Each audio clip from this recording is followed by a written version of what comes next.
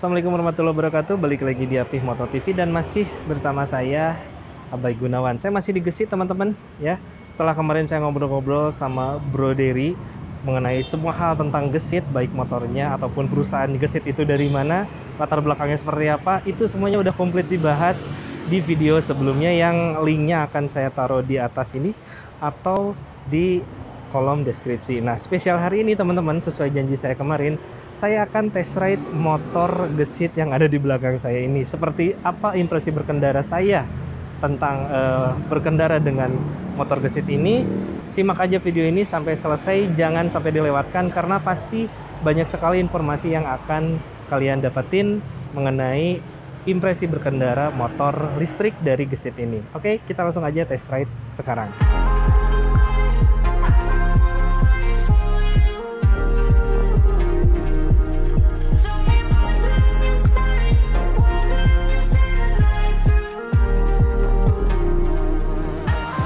Oke teman-teman, ini dia motornya yang akan saya test ride, yaitu adalah motor Gesit. Nih, liatin dulu ya sekelilingnya kayak gini teman-teman nih.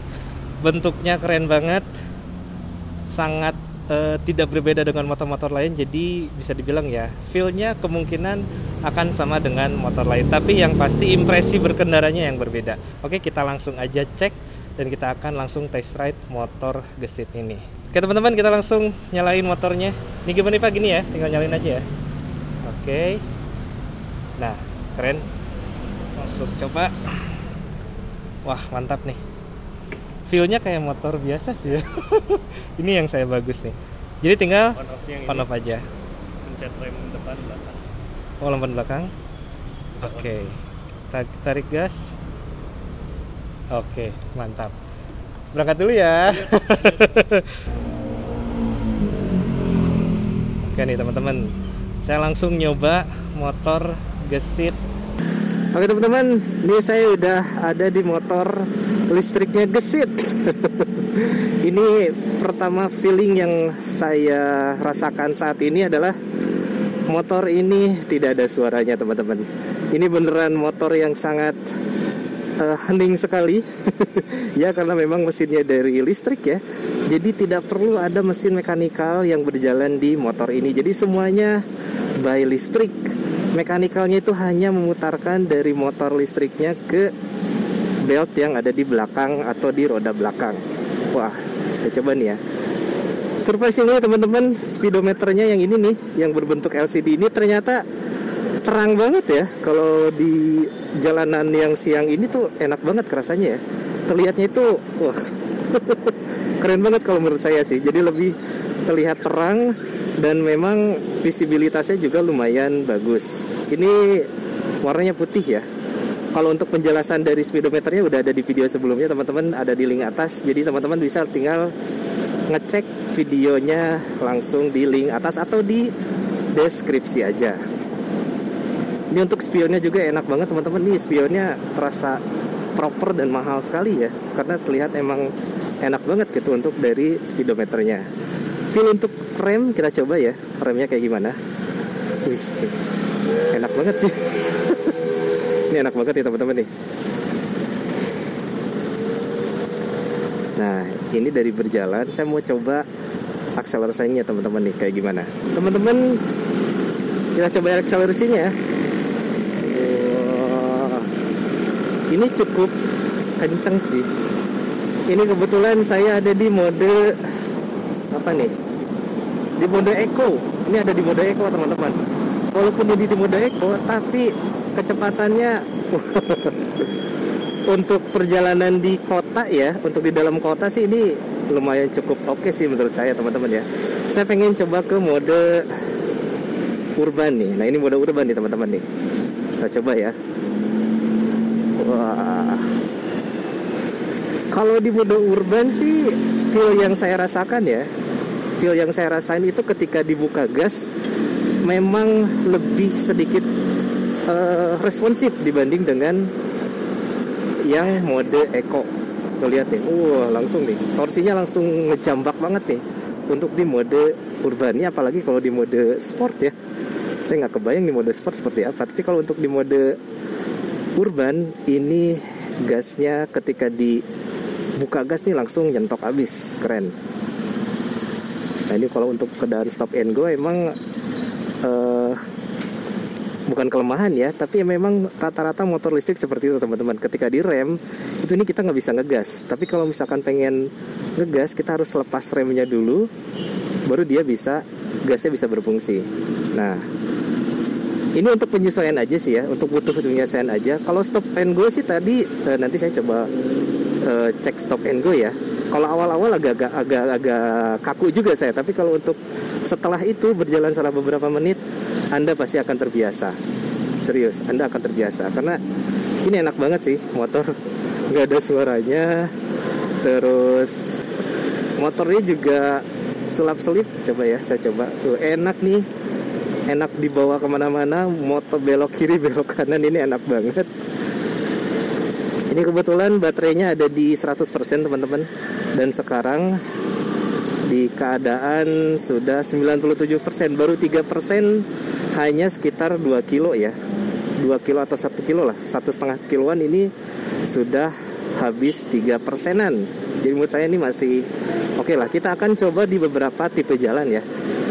Nah ini untuk tipe urban itu sekali gas langsung torsi 30 Nm-nya itu kerasa ya, walaupun tidak full. Nanti kita akan coba di mode sport teman-teman nih. Ini baru mode urban. Wah keren banget ya torsi awalnya. Aduh ngejambak banget nih, enak banget nih motor. Oke saya akan langsung coba nih untuk shock breaker depan dan belakangnya teman-teman nih. Kebetulan di depan ada obstacle yang cukup lumayan, yaitu adalah rel kereta api. Kita coba. Waduh ini empuk loh teman-teman, serius. Ini berat badan saya 65 kilo ya, dengan tinggi sekitar 160 cm.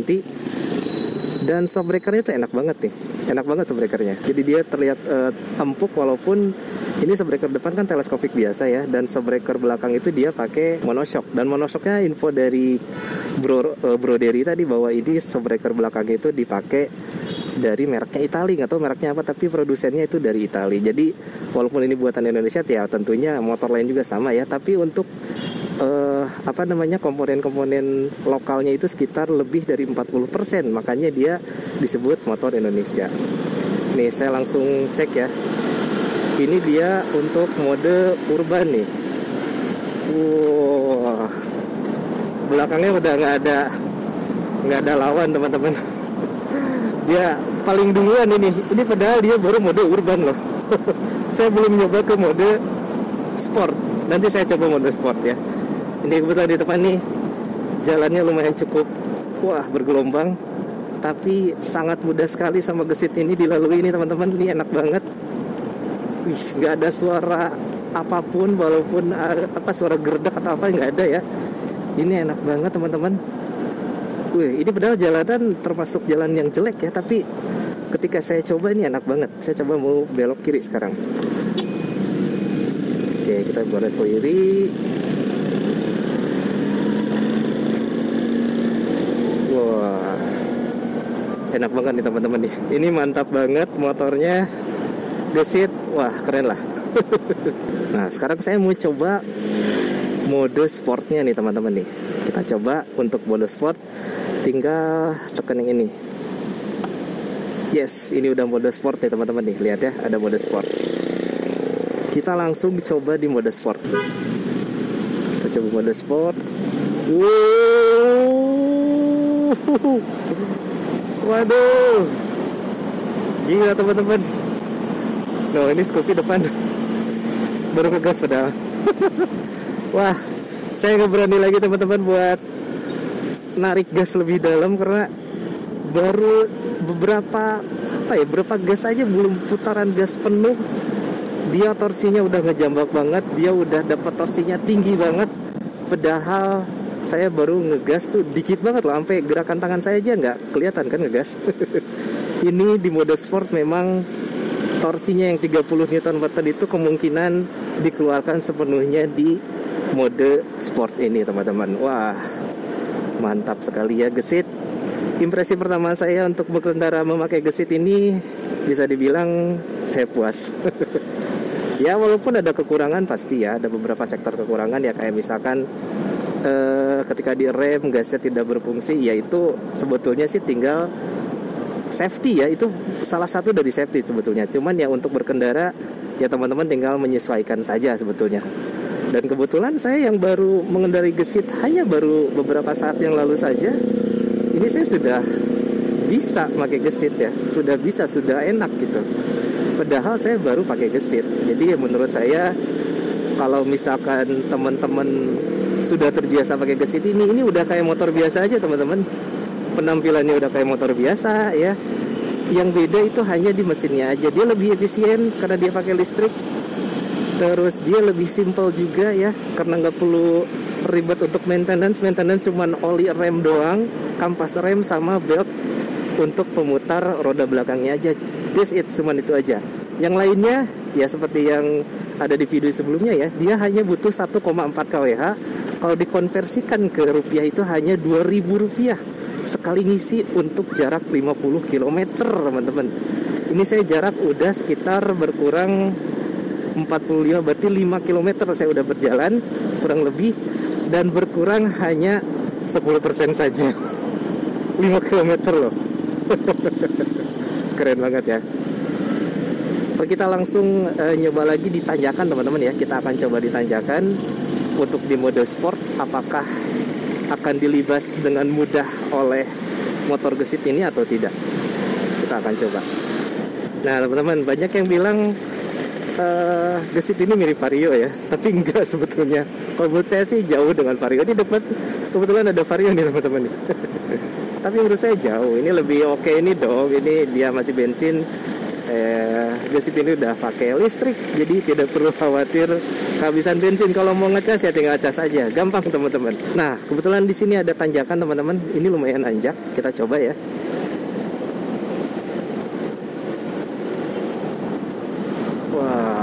Lumayan oke sih, lumayan enak nih tanjakan,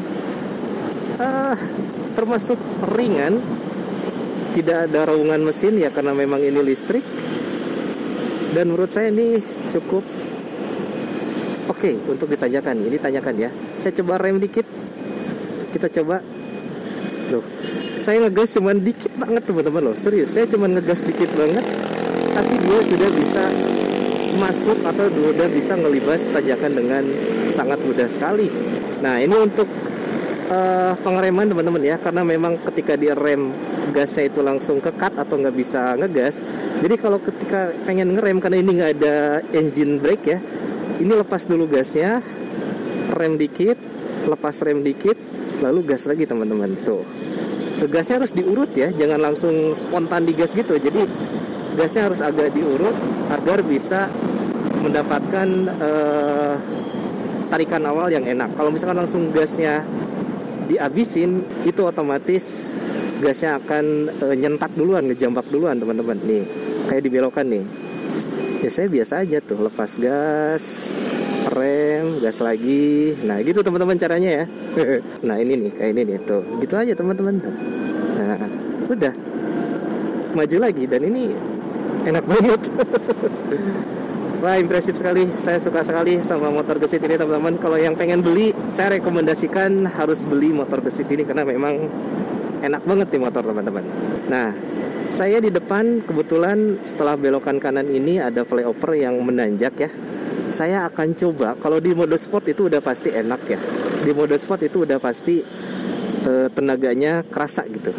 Saya akan coba di mode eco, tapi dengan langsung dijambak, langsung ditarik gas dengan kondisi jalan agak menanjak teman-teman. Kita coba ya. Ini kita langsung belok kanan. Ya mungkin agak sedikit harus adaptasi adalah lampu sennya ya. Kalau biasa lampu sen kan digeser, ini kayak saklar gini aja, jadi langsung ditekan. Kalau mau ke kanan ya ke kiri, cuma ditekan aja teman-teman, bukan untuk digeser. Ya kebiasaan kan kebanyakan motor digeser ya, tapi ini hanya ditekan aja ke kanan ataupun ke kiri. Ya sebentar teman-teman ya, bukan di sini. Di depan ini nanti kita akan naik flyover dengan keadaan yang cukup lumayan menanjak. Kita akan coba apakah akselerasinya masih sehebat tipe mode sport. Kalau mode sport sama mode urban saya udah nyoba, memang torsinya enak banget ya ngejambak. Tapi apakah kalau misalkan di mode eco nih, di mode eco, apakah akan tetap enak untuk dijambak ya, untuk melalui obstacle yang di depan itu tuh teman-teman. Oke teman-teman, itu jalanannya lumayan cukup menanjak ya. Di sini deh. Nah, buat saya kita langsung nyoba mode eco nih teman-teman nih. Apakah dia akan mudah untuk menanjak? Oke. Iya, sip. Oke, saya rasain dulu.